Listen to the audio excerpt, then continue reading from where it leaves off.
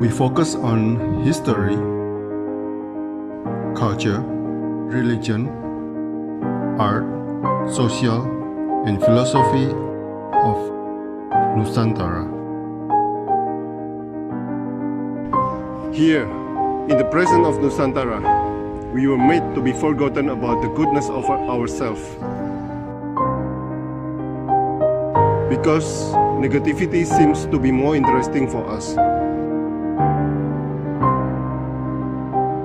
Now, I'm Sutoyo Raharto and friends assist you to remind you, to awaken you that we still can find the gems of Nusantara. They are the great sights of Nusantara.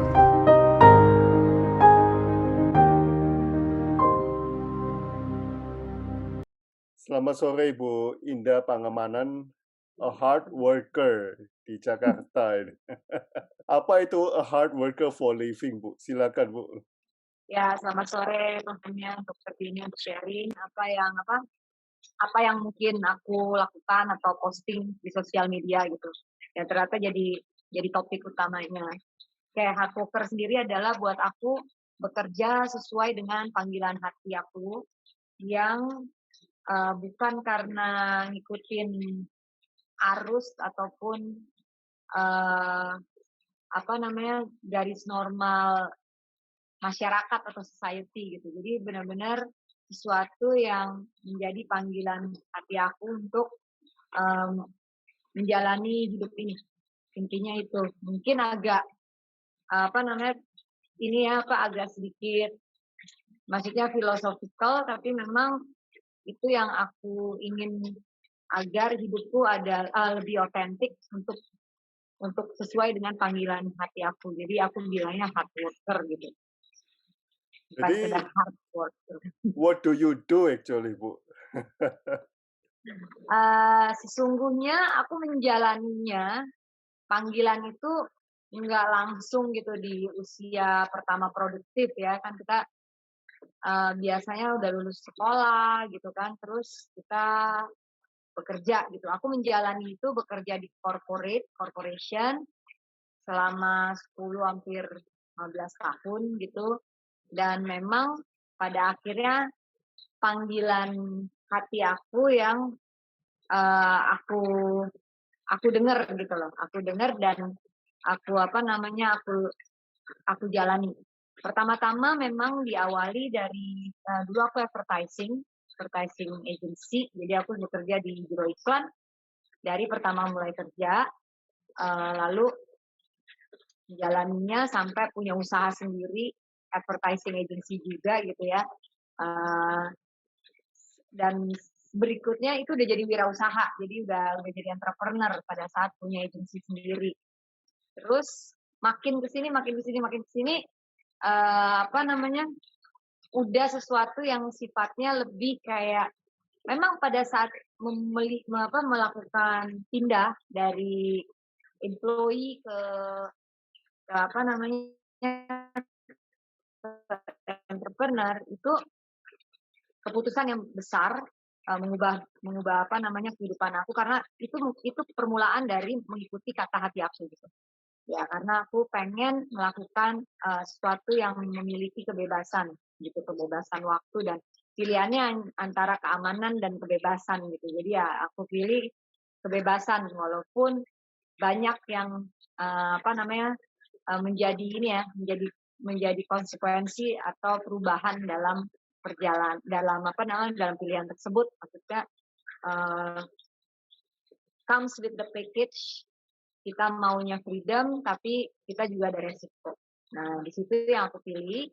Terus setelah itu advertising, lalu aku lebih memperhatikan, ya ini panggilan hati juga sih, lebih memperhatikan diri aku sendiri. Tadinya, I work for money, for my freedom, dalam artian pengen financial freedom, free di usia sekian gitu.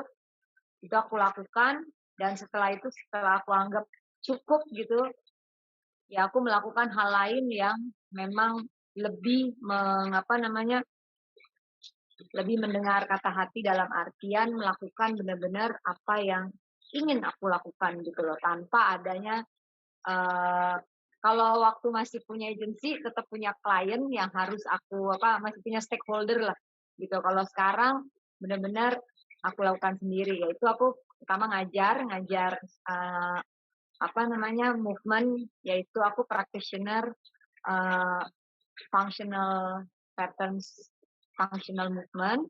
Sebelumnya aku juga certified yoga, pilates. Jadi dalam 7 tahun ini aku memang sudah ngajar, aku jadi instructor, aku jadi trainer. Terus aku memang dari 2015 udah bikin produk produk makanan dan minuman aku sendiri yang memang aku percaya ini mewakili aku gitu ya, yang pokoknya sejak sejak 7 tahun atau 10 tahun yang lalu memang aku udah lebih kayak menelurkan ide-ide yang memang aku pengen lakukan, karena buat aku uh, itu berkarya itu penting sekali dalam mengisi kehidupan aku. Itu yang aku bilang hard worker sebenarnya. Bentuknya bisa apapun, cuma sekarang aku masih di movement dan juga di nutrition ya, jadi makanan. Gitu, Mas Toyo. Oke. Jadi nggak ikut tren ya, Bu ya? Yes, aku Oke. bukan follow trend seperti yang aku lakukan 2015 dengan produk aku Indah Hati, sampai sekarang masih ada. Terus juga ngajar fitness atau movement, itu juga aku ambil sesuatu yang aku percaya bahwa ini manfaat ke tubuh dan aku memang jalanin sendiri gitu. Jadi memang aku bukan di yang oke sekarang lagi pilates semua misalnya atau apa gitu. Aku lebih ngelihat secara rasional aja, fungsinya apa, manfaatnya apa, itu yang aku akan pelajari lebih dalam lagi dan itu yang akan aku share. Itu intinya. Oke. Ibu pernah mengatakan age is strictly a case of mind over matter. Ini Ya, sangat Indian philosophy banget ini, Bu. kenapa? Sangat Indian philosophy. Ya, aku ya pertanyaannya itu ya Yeah, soal how do you see this process, Bu? buat aku memang tua atau muda seseorang itu bukan dari umurnya tapi dari cara berpikirnya, dari mindsetnya gitu. Kita memang otomatis, naturally kita akan menua ya, physically, yes, pasti ada degenerasi di tubuh kita gitu ya. Tapi untuk brain kita atau otak kita, cara berpikir kita, itu kita bisa regenerate, kita bisa evolve gitu. Kalau kita mau dan kita tahu caranya gitu. Jadi karena buat aku yang konsisten di dunia ini kan adalah perubahan gitu. Kalau kita bisa beradaptasi, kita akan bisa selalu aku nggak bilang muda lah, pokoknya kita akan selalu ada di era tersebut gitu, dalam artian kita, aku nggak bilang survive tapi nggak exist juga, bukan masalah eksistensi tapi lebih seperti kita hidup gitu loh, kita hidup sesuai waktu gitu. Nah itu aku bisa lihat banyak banget contoh orang-orang yang dibilang udah umur gitu ya, oh umurnya udah sekian gitu, 60, 70 mungkin gitu, tapi cara berpikirnya jauh lebih progresif gitu dibanding yang masih muda gitu. Karena memang dengan bertambahnya umur, sebenarnya kita bertambah pengalaman dan along the way kalau kita mau terus belajar, itu adalah menambah yang namanya wisdom kita juga gitu. Jadi buat aku pemikiran seseorang itu, mindset itu nggak ada patokannya dari umur, intinya itu. Jadi benar-benar ya cuma angka aja gitu, karena orang yang usianya 25 tahun dia bisa berpikir seperti orang yang sudah 50 tahun, gitu dia sebaliknya. Yeah, I agree.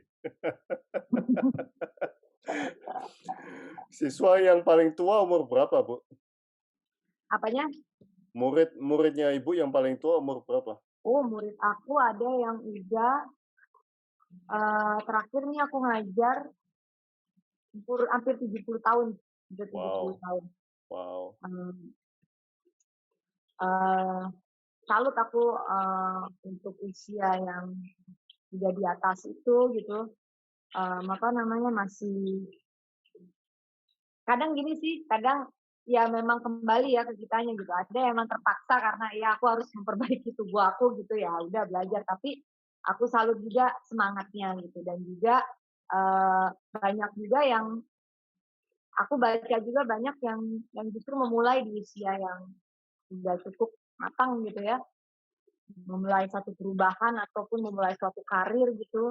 Karena aku belajar belajar kan tadi Pak Sol bilang, Indian philosophy ya, dulu aku, apa namanya, training yoga, Bikram yoga, eee, kebetulan guru aku memang juga mengajarkan filosofi bahwa tidak ada yang terlambat gitu, never too late to start from scratch all over again gitu. Nah itu, aku pegang bahwa di detik ini kalau kita mau berubah, kita bisa berubah gitu.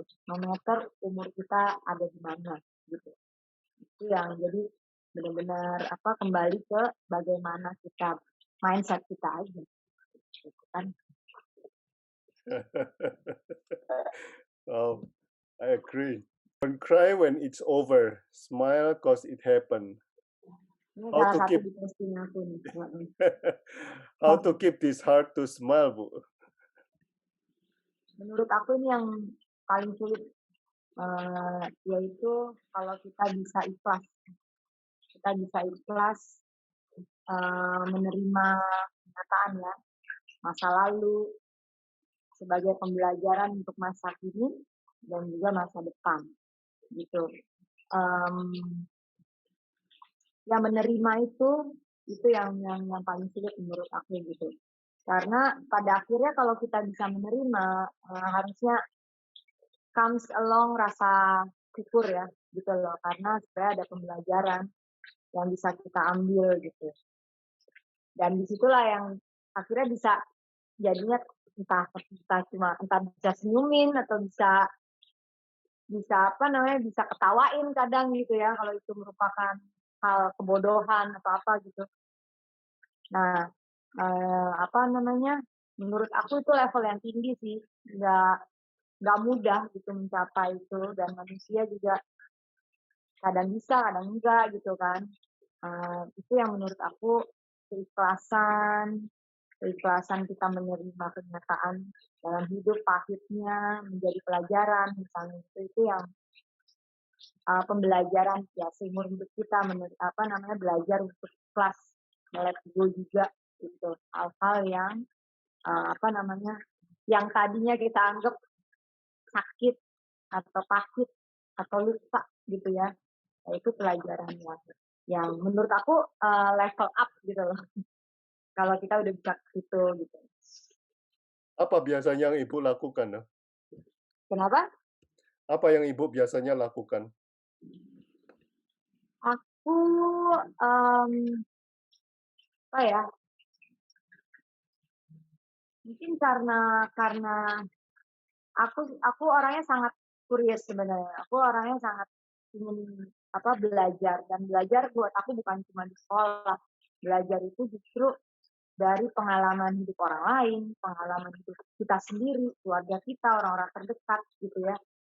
Nah, pembelajarannya adalah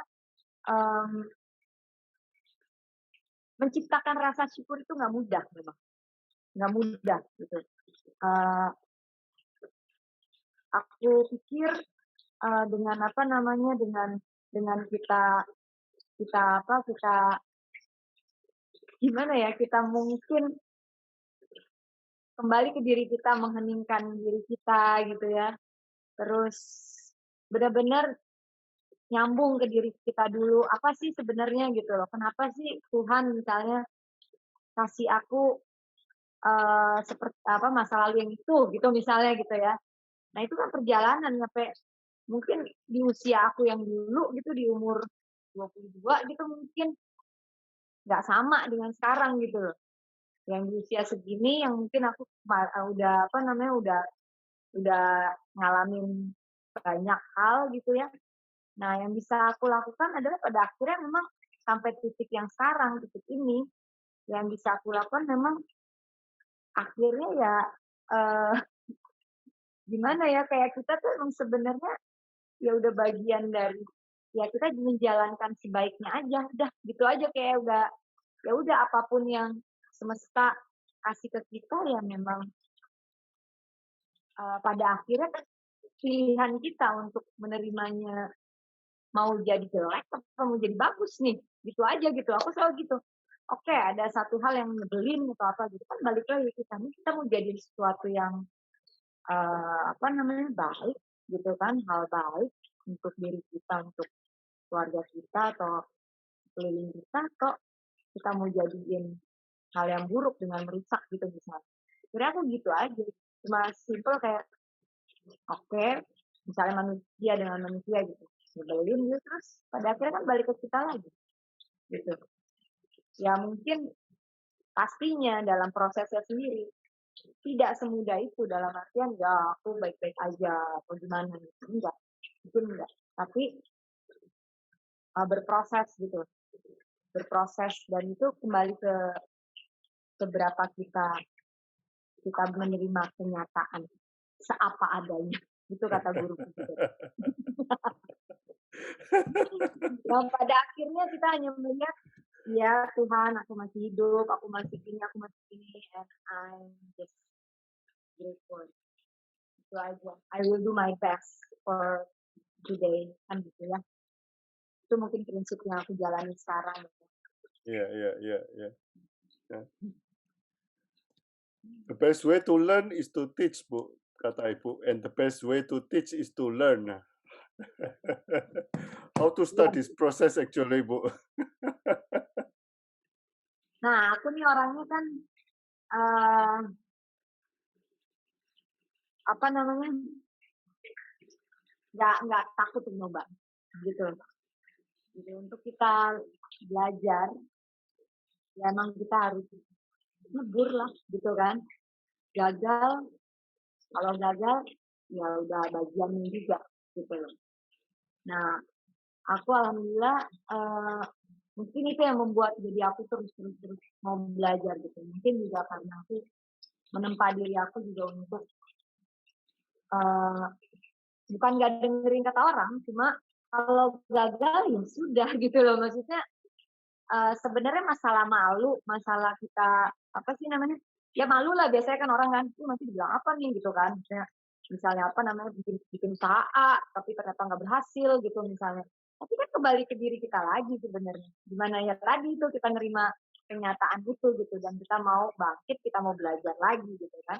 Sebenarnya rasa malu itu pada akhirnya bukan berarti orang akan ngejek kita kok, kita sendiri yang sebenarnya create di kepala kita bahwa bahwa ada malu itu gitu. Kalau kalau aku prinsipnya dan alhamdulillah pasanganku selalu bilang, malu itu kalau kita berbuat jahat, gitu.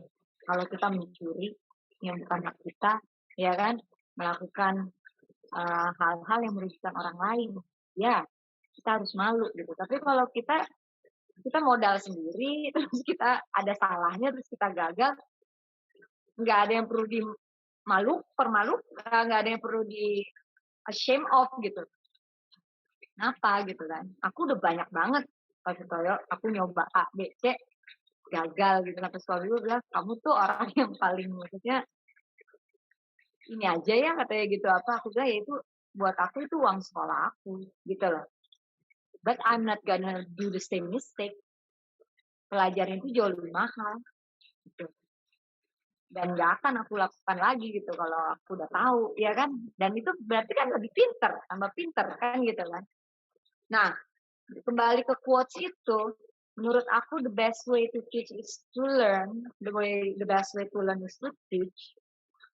Itu saat kita share. Saat kita share. Jadi percuma kita ilmu banyak, ya kan?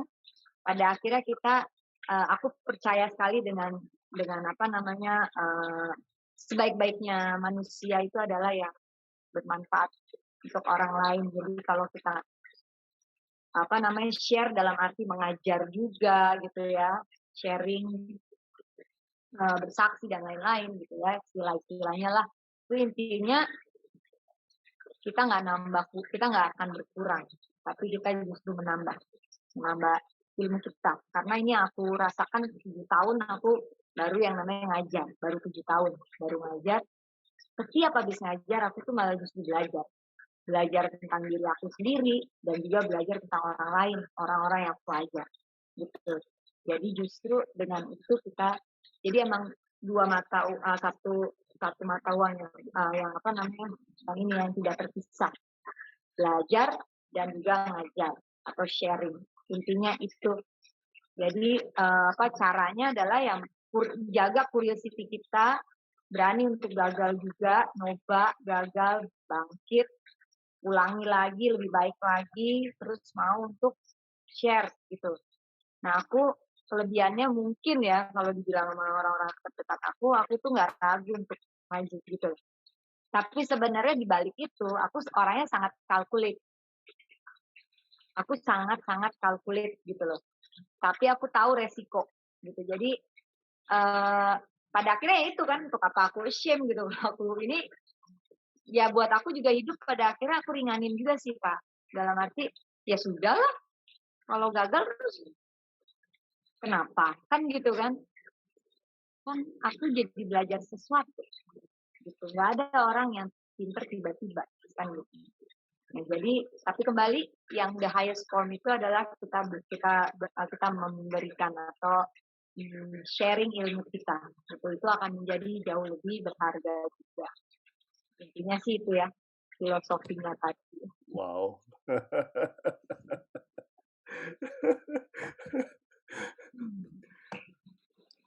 There is no light at the end of the tunnel, Bu.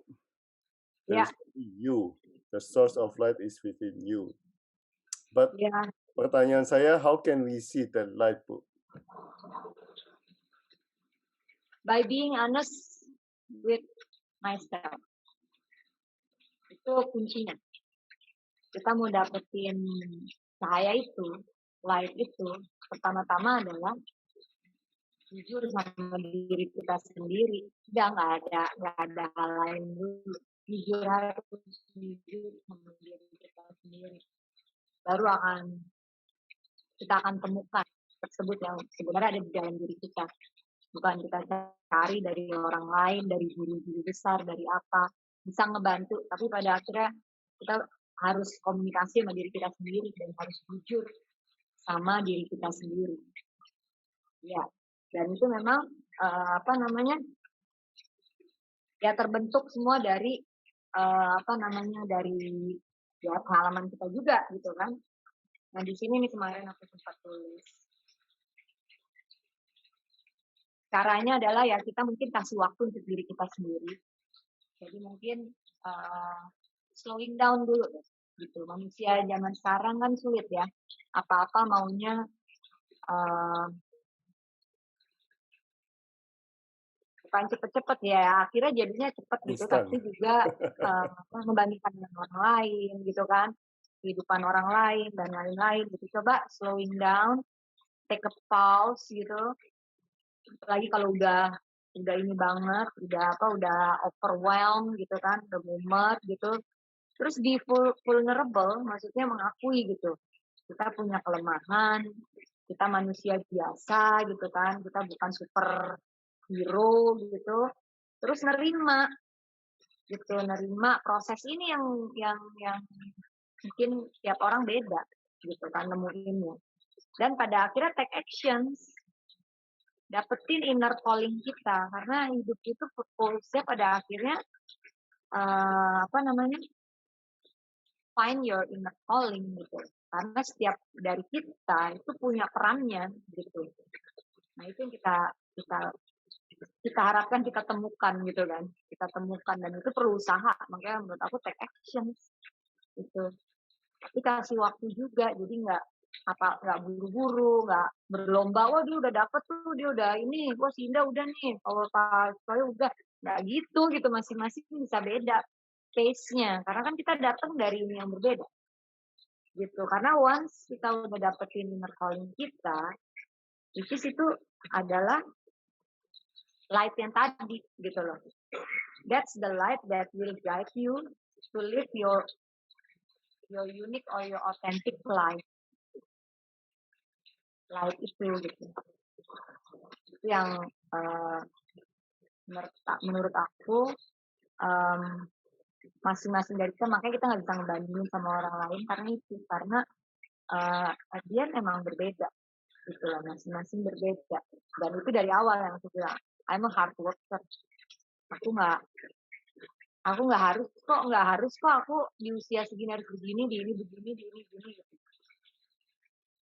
Tiap orang punya dream sama cita-citanya sendiri gitu. Kalau kita bisa nemuin masing-masing, bayangin kan sebenarnya harusnya rich ya dunia ini ya, maksudnya punya orang yang otentik gitu masing-masing. Dan itu akan membuat kita hidup dalam kehidupan yang lebih happy juga gitu. We can enjoy our life. Gitu Pak. Saya setuju Bu.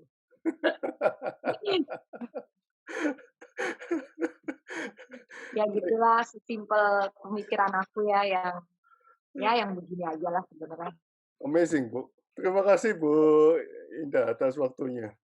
Iya sama-sama Pak Sutoyo. Amazing. Yang lihat juga ya. Terima kasih ya yang udah. Oh iya. Iya. Oh iya nih dia baru lihat nih. Oke, aku mau say hi. Thank you so much untuk sharingnya, luar biasa. Wow. Go back to inner self ya.